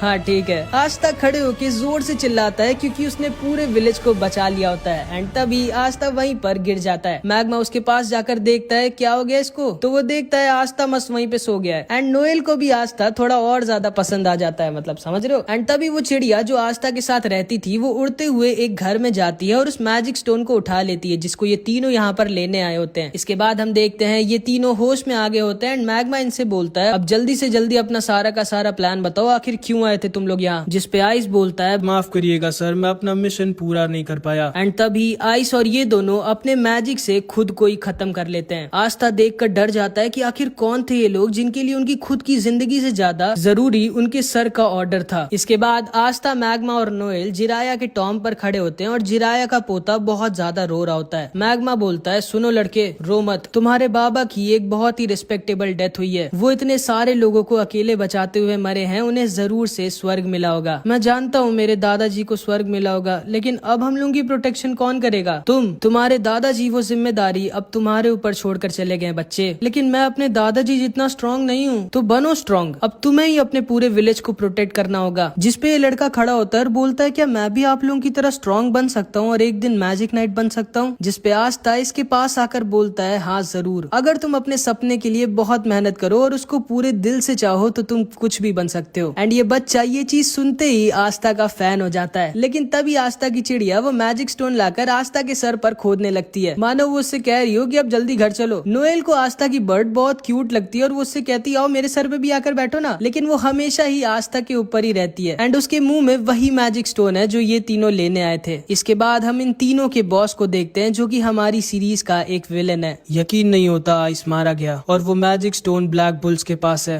सर अगर आप मुझे ऑर्डर दें तो मैं अभी के अभी पूरे ब्लैक बुल्स को तबाह करके वो मैजिक स्टोन ला सकता हूँ। नहीं, तुम ब्लैक बुल्स के यामी को हल्के में नहीं ले सकते। चिंता मत करो, सही टाइम आने पर मैं खुद जाकर वो मैजिक स्टोन ले आऊंगा एंड फिर हम हमारे मास्टर को दोबारा से जिंदा करेंगे। एंड सबसे ज्यादा शॉकिंग बात ये है कि इस आदमी ने गोल्डन डॉन का कपड़ा पहना होता है, मतलब ये आदमी गोल्डन डॉन का एक मेंबर है जिस स्क्वाड में अभी यूनो है। ये तीनों वापस अपने बेस पर आ जाते हैं और यामी जोर जोर से हंस रहा होता है। चलो अच्छी बात है, तुम सब में से कोई मरा नहीं। कैप्टन मेरे हिसाब से आपको हंसना नहीं चाहिए। नहीं आस्था, कैप्टन बिल्कुल सही कह रहे हैं। जिराया सर को लोगों का हंसता देख बहुत अच्छा लगता था। चलो हम लोग साथ में मिलके जिराया सर के लिए जोर जोर से हंसते हैं। एंड ये तीनों के तीनों जोर जोर से हंसने लगते हैं। बट यामी को मैग्मा के चश्मे के पीछे उसके आंसू दिख जाते हैं एंड यामी भी अंदर से काफी दुखी होता है। तभी वहाँ पर वेनेसा और फिनरल आ जाते हैं। अरे आस्था, तुम्हारे ऊपर ये इतनी क्यूट सी चिड़िया क्यों बैठी है? ये पता नहीं क्यों मेरे पीछे पड़ी है। एंड तभी ये चिड़िया दोबारा से आस्था के सिर पर खोदने लगती है। बस बहुत हो गया, अब मैं तुमको पकाकर तुम्हें फ्राई करके खाऊंगा। सोचना भी मत इस बर्ड को छूने की आस्था। एंड आस्था और नोएल दोनों में लड़ाई हो जाती है और वो लोग आसपास का सामान तोड़ने लगते हैं। मैंने कितनी बार कहा है घर में तोड़ फोड़ नहीं। एंड यामी गुस्से में खुद पीछे की दीवार तोड़ देता है। फिर यामी सबसे कहता है अच्छा हाँ, मैं तुम्हें बताना भूल गया आस्था, जो तुमने किया है उसके लिए विज़र्ड किंग ने खुद तुम्हारी तारीफ करी है। कि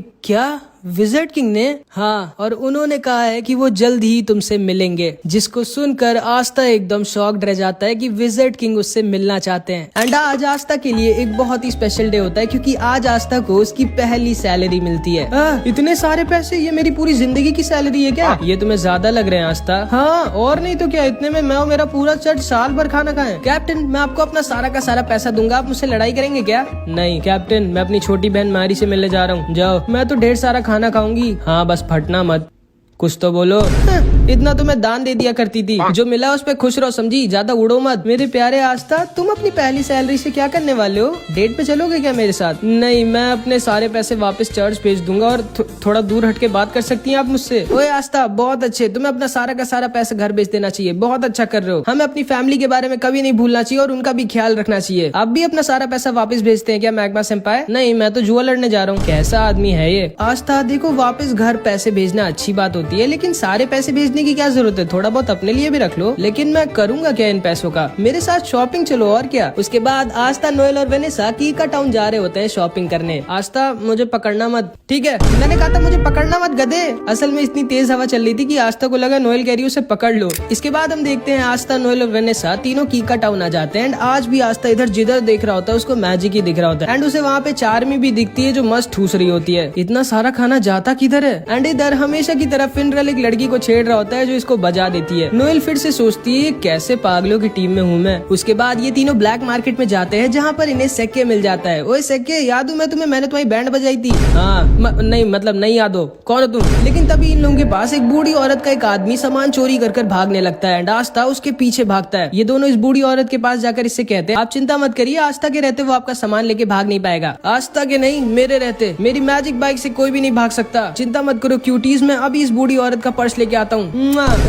कौन लड़का है ये? एंड सेक्के भी उस चोर के पीछे अपनी बाइक से भागता है। इधर हम देखते हैं आस्था इस चोर का पीछा कर रहा होता है। एंड ये चोर बोलता है तुम कभी भी मुझे नहीं पकड़ सकते बच्चे, जब तक मैं अपने मैजिक क्लाउड पे हूँ। एंड तभी आस्था अपनी तलवार निकालकर इस चोर की क्लाउड की तरफ फेंक देता है एंड उसके मैजिक क्लाउड को बीच से काट देता है। एंड ये आदमी नीचे गिरने वाला होता है। नीचे से सेक्के उसको अपनी बाइक से ठोक देता है। आस्था को सेक्के की बाइक बहुत कूल लगती है। एंड सेक्के बोलता है मैंने तुम्हें पकड़ लिया है चोर, अब तुम भाग नहीं सकते। लेकिन तभी ये चोर सेक्के के पैर पे एक पॉइजन वाला चाकू मार देता है एंड सेक्के वहीं पर गिर जाता है। सेक्के, तुम ठीक तो? हाँ आस्था, मेरे जाने का टाइम आ गया है, माफ करना, मैंने तुम्हें एंट्रेंस एग्जाम में धोखा दिया था। चुप रहे भाई, मैं कभी भी तुमसे गुस्सा नहीं था, तुम अभी भी मेरे दोस्त हो सेक्के। थैंक यू आस्था, लेकिन अब मुझे जाना होगा। क्या नाटक कर रहे हो, ये बस खुजली वाला पॉइजन है, लो अब ठीक हो जाओगे तुम। एंड इसके बाद सेक्के उस चोर को लेके अपने साथ वहाँ से चला जाता है। उसके बाद आस्था इस बूढ़ी औरत को उसका पर्स वापस कर देता है। अपना ध्यान रखिएगा दादी माँ। एंड आस्था, नोएल और वेनेसा इस बूढ़ी औरत को उसका सामान देकर वापस चले जाते हैं। एंड अभी ये बूढ़ी औरत अपना असली चेहरा दिखाती है, एक स्वॉर्ड जो कि सारे मैजिक को खत्म कर देती है। यामी की टीम में तो एक बहुत ही कमाल का मेंबर आया इस बार। एंड ये आदमी कोई और नहीं बल्कि असलियत में विज़र्ड किंग होता है। एंड इसने जैसा कहा होता है कि ये आस्था से मिलने आएगा, ये इसीलिए आस्था से मिलने आया होता है। सर आप फाइनली मिल गए मुझे, कहाँ हैं आप? अरे मैं तो बस ऐसे ही अपने किंगडम में घूम रहा हूँ मार्क्स, कम से कम बता कर तो जाया करिए सर, आप ऐसे नहीं गायब हो सकते, आप इस किंगडम के किंग है। ठीक है मार्क्स, मैं बस आ रहा हूँ वापस। लेकिन तभी विज़र्ड किंग को यूनो हवा में उड़ता हुआ दिख जाता है। मार्क्स मुझे थोड़ा सा और टाइम चाहिए। ठीक है सर, जल्दी वापस आइएगा। एंड विज़र्ड किंग यूनो की तरफ निकल जाते हैं। इधर हम देखते हैं यूनो, क्लॉस और उसकी एक टीममेट मिमोसा को मिशन मिला होता है सलीम का बॉडीगार्ड बनने का, जिसको यूनो ने एंट्रेंस एग्जाम में हराया था। हमेशा की तरह क्लॉस यूनो को देखकर मुंह बना रहा होता है। तभी सलीम कहता है वैसे यूनो मानना तो पड़ेगा, तुम भले ही एक नोबल फैमिली के नहीं हो, लेकिन तुम फिर भी बहुत ज्यादा स्ट्रॉन्ग हो और तुम्हारे पास एक 4 लीफ ग्रिमवॉर भी है। मे बी शायद तुम सच में फ्यूचर में विज़र्ड किंग बन जाओगे। फिर मैं अपने बच्चों से कहूंगा मैंने बचपन में विज़र्ड किंग के साथ लड़ाई की थी एंड वो एक दिन के लिए मेरा बॉडीगार्ड भी बने थे। वैसे तुम्हें कोई दिक्कत तो नहीं है ना मेरा बॉडीगार्ड बनने में? असल में मेरी जान के पीछे कुछ बहुत ही ज्यादा स्ट्रॉन्ग लोग पड़े हैं, इसीलिए मैंने तुम्हें एज अ बॉडीगार्ड चुना था। नहीं कोई दिक्कत नहीं है, बस दोबारा मुझे अपना बॉडीगार्ड मत चुनना। तभी मिमोसा बोलती है क्लॉस सेनपाई वो बादल थोड़े से अजीब नहीं है? हाँ मैं ऊपर देख कर आता हूँ। नहीं यूनो अकेले मत जाना, ये मेरा ऑर्डर है। लेकिन यूनो इसकी बात कभी सुनता ही नहीं है। एंड यूनो ऊपर उन बादलों को देखने के लिए निकल जाता है, लेकिन तभी उसके ऊपर कुछ मैजिशियंस अटैक कर देते हैं। यूनो नीचे गिर जाता है, लेकिन तभी वो अपने विंड ईगल मैजिक से उन सबको हरा देता है। वो सब वहाँ से भाग जाते हैं। सलीम यूनो के पास आता है और उसे थैंक यू बोलता है उसको बचाने के लिए। उसके बाद वो उससे कहता है चलो ना यूनो तुम्हारे विलेज चलते हैं जहाँ पर तुम रहते थे, मुझे देखना है कि तुम्हारे जैसा स्ट्रॉन्ग लड़का कहाँ पर पला बड़ा हुआ है। पर सर ये हमारे मिशन में नहीं और फालतू में आपको अपना टाइम वेस्ट क्यों करना है? नहीं क्लॉस मेरे पास बहुत टाइम है, चलो हम लोग चलते हैं, मेरा मन है यूनो का होम टाउन देखने का। एंड फिर यूनो, क्लॉस, मिमोसा और सलीम यूनो के चर्च पे ऐसे ही घूमने आ जाते हैं। एंड यूनो को देखकर सिस्टर लिली, फादर और सारे बच्चे बहुत खुश हो जाते हैं। आस्था नहीं आया क्या? नहीं वो बाद में आएगा कभी। इसके बाद ये सारे लोग यूनो के चर्च के अंदर बैठकर खाना खा रहे होते हैं। एंड सिस्टर लिली बाहर जाती है वेल से सबके लिए पानी लेने, बट जब वो वापस आ रही होती है तभी उसको कुछ लोग किडनैप कर लेते हैं। यूनो को सिस्टर लिली के चिल्लाने की आवाज आती है एंड वो भागते हुए बाहर जाता है तो देखता है जिन लोगों ने यूनो पर पहले अटैक किया था वही सिस्टर लिली को किडनैप कर ले गए। सलीम बोलता है ये सब मेरी वजह से हुआ है, मुझे यहाँ आना ही नहीं चाहिए था, वो लोग मेरे पीछे पड़े थे एंड मेरी वजह से अब तुम्हारी फैमिली दिक्कत में है यूनो। ये दोनों यूनो का पैर पकड़कर रोने लगते करते हैं कि प्लीज सिस्टर लिली को बचा लो यूनो। एंड फादर भी तैयार हो जाते हैं सिस्टर लिली को बचाने जाने के लिए, लेकिन यूनो फादर से बोलता है नहीं, आप यहीं पर रहिए और सबका ख्याल रखिए, मैं सिस्टर लिली को वापस लेकर आता हूँ। लेकिन तभी क्लॉस बोलता है नहीं, तुम कहीं नहीं जाओगे यूनो, भूलो मत हमारा मिशन तुम्हारी सिस्टर लिली की नहीं बल्कि सलीम की प्रोटेक्शन करना है। एंड यहाँ की लोकल पुलिस तुम्हारे सिस्टर लिली को बचा लेगी, चिंता मत करो। अब आओ बैठो मेरे साथ, हम लोग वापस जा रहे हैं। मैक्स बोलता है पागल हो क्या तुम, यूनो हमारी सिस्टर लिली को ऐसी छोड़ के नहीं जा सकता। क्लॉस बोलता है ये मेरा ऑर्डर है यूनो, जल्दी आके बैठो, हम जा रहे हैं यहाँ से। लेकिन यूनो तो स्टार्टिंग से इसकी बात नहीं सुनता है एंड यूनो इसको इग्नोर कर वहाँ से निकल जाता है सिस्टर लिली को बचाने। यूनो के सामने 3 स्ट्रॉन्ग मैजिशियंस आते हैं एंड यूनो आसानी से इन सबको हरा देता है, लेकिन चौथे वाले ने सिस्टर लिली को एज अ हॉस्टेज लिया होता है एंड इसीलिए यूनो इसके ऊपर अटैक नहीं कर सकता था। ये यूनो से कहता है चुपचाप मेरे को अपनी ग्रिम वॉर दे दो बच्चे, अगर तुम अपनी सिस्टर लिली की सलामती चाहते हो। एंड यूनो के पास कोई भी ऑप्शन नहीं होता, वो सिस्टर लिली को बचाने के लिए अपनी ग्रिम वॉर इसको देने वाला होता है। लेकिन तभी चुपके से क्लॉस पीछे से अपने मैजिक से इस आदमी के ऊपर अटैक कर उसको बेहोश कर देता है। यूनो क्लॉस से कहता है आप यहाँ क्या कर रहे हो? कुछ नहीं, बस इतनी बेइज्जती करवाने के बाद भी बेशर्मों की तरह तुम्हारी मदद करने आया हूँ मैं, और क्या। आखिर तुम कभी मेरा ऑर्डर क्यों नहीं मानते हो यार? यूनो इससे पूछता है कि आखिर इन लोगों ने सिस्टर लिली को क्यों किडनैप किया, जिसपे क्लॉस बोलता है मुझे पहले से ही सलीम पे शक था, वो एक नोबल होने के बाद भी इतने छोटे से विलेज में आकर तुम्हारे चर्च पर खाना क्यों खाएगा। कहना क्या चाहते हो आप? यही कि ये सारे के सारे सलीम के पीछे नहीं पड़े बल्कि ये सब सलीम के आदमी है एंड ये सारे लोग सलीम के पीछे नहीं बल्कि तुम्हारे पीछे पड़े थे ताकि ये तुम्हारी ग्रिम वॉर तुमसे ले सके। एंड फिर मिमोसा अपने मैजिक से सलीम के मुंह से उसका सारा का सारा सच बाहर निकलवा लेती है। सलीम बोलता है ये सब मैंने यूनो से बदला लेने के लिए किया था, मैं उससे उसकी ग्रिम वॉर छीन लूंगा क्योंकि उसकी वजह से मैं एंट्रेंस एग्जाम में फेल हो गया था और इसीलिए मैंने यूनो को अपना गार्ड चुना था ताकि मैं उसके ऊपर अटैक करवाकर उसकी ग्रिम वॉर उससे छीन सकूं। मैं तुम्हें छोड़ूंगा नहीं यूनो।